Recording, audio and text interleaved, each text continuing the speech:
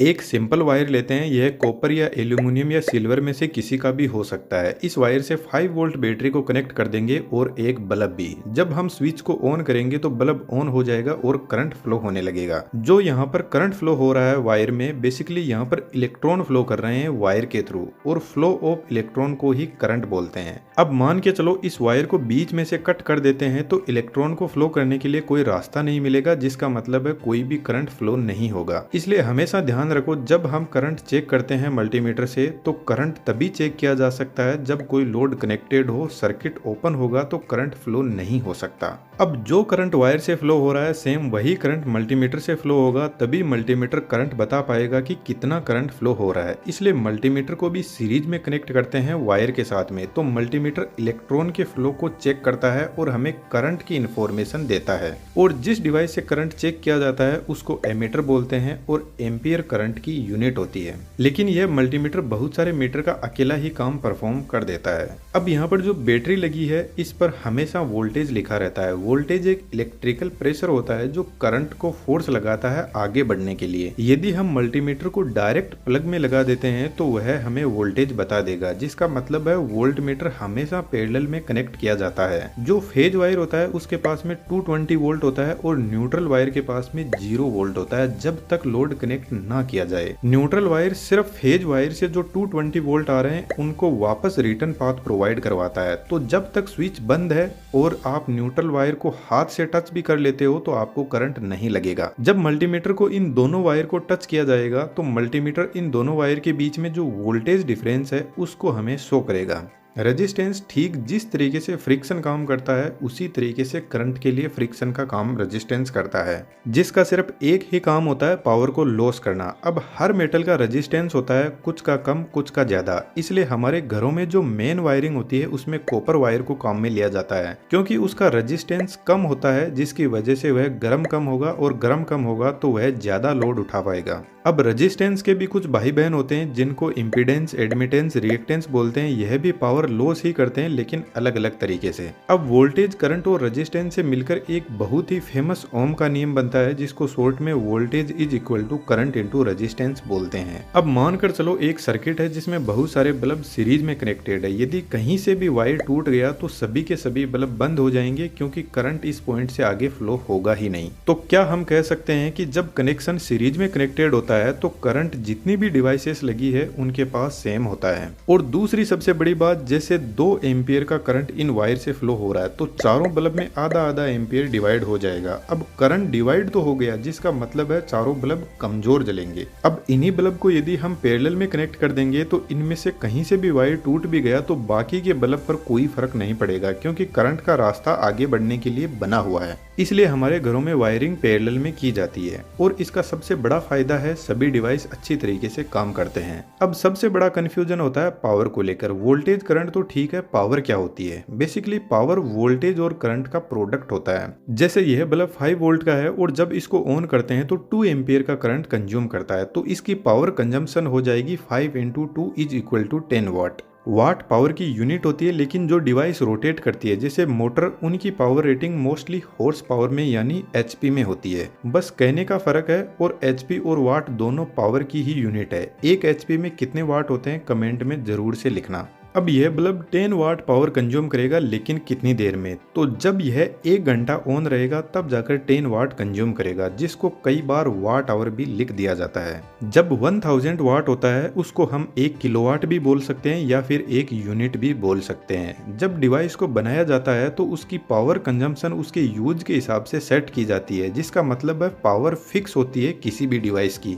हम उसको बदल नहीं सकते। अब हमारे पास में 2 टाइप के करंट होते हैं, अल्टरनेटिंग करंट और डायरेक्ट करंट, जिसकी वेवफॉर्म कुछ इस टाइप की होती है। सबसे पहले अल्टरनेटिंग करंट की बात करते हैं। हमारे घरों में जो 220 वोल्ट की सप्लाई आती है वह एसी ही होती है। इसमें जो करंट का फ्लो होता है वह कुछ इस टाइप का होता है। यह एक साइकिल होती है जो 360 डिग्री की होती है और 1 सेकंड में ऐसी 50 साइकिल कंप्लीट होती है, जिसको हम फ्रीक्वेंसी बोलते हैं 50 हर्ट्ज की।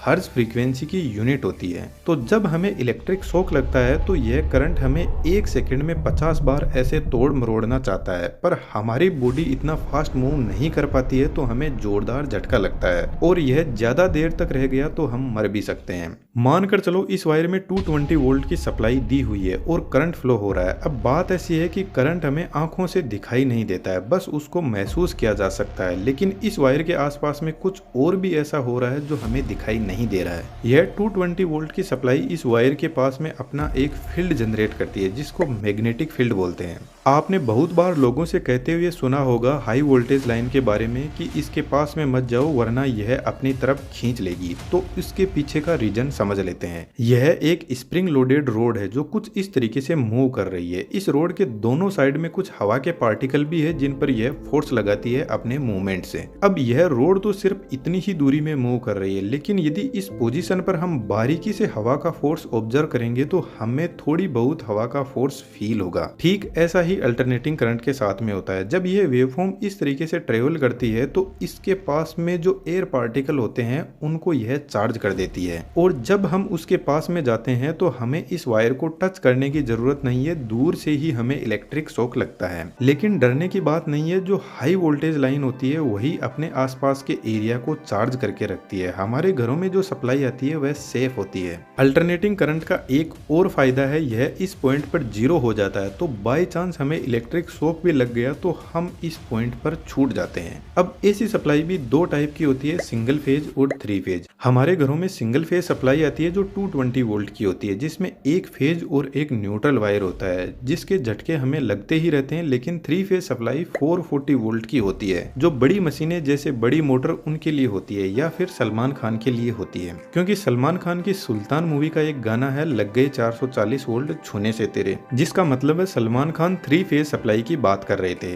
अब 440 वोल्ट से जितने ज्यादा भी वोल्टेज होते हैं जैसे 11,000 वोल्ट, उनको शॉर्ट में 11 केवी लिखते हैं। इसके ऊपर 33 केवी, 400 केवी, 765 केवी, इनका डायरेक्ट यूज कहीं पर नहीं होता है। इस हाई वोल्टेज का यूज सिर्फ लॉसेस को बचाने के लिए किया जाता है, क्योंकि हमारे घरों से पावर स्टेशन बहुत ज्यादा दूर होता है। तो इतनी दूरी तक इलेक्ट्रिसिटी ट्रेवल करके आएगी तो रास्ते में बहुत सारी लॉस हो जाएगी, इसलिए वोल्टेज को हाई वोल्टेज पर स्टेप अप किया जाता है ट्रांसफॉर्मर की हेल्प से। अब बात करते हैं डीसी सप्लाई की। डीसी सप्लाई का करंट कुछ इस टाइप का होता है जो एकदम कांस्टेंट होता है। हमारा स्मार्टफोन, लैपटॉप, इसके अलावा जितने भी इलेक्ट्रॉनिक्स आइटम होते हैं वह ऑलमोस्ट डीसी सप्लाई पर चलते हैं। अब इसकी वेवफॉर्म एकदम सीधी है, जिसका मतलब इसमें कोई फ्रीक्वेंसी नहीं होती। फ्रीक्वेंसी नहीं होगी तो इसके पास में कोई मैग्नेटिक फील्ड नहीं होगा। मतलब मैग्नेटिक फील्ड तो इसके पास में होता है, लेकिन जब वायर एक मैग्नेट की तरह काम करेगा सिर्फ तभी। डीसी करंट को बैटरी में स्टोर किया जा सकता है लेकिन एसी करंट को नहीं। लेकिन एसी को डीसी में या फिर रिवर्स भी किया जा सकता है। एक छोटा सा आपके लिए क्वेश्चन है, जो डिवाइस एसी को डीसी में बदलती है उसको क्या बोलते हैं, कमेंट में जरूर से लिखना।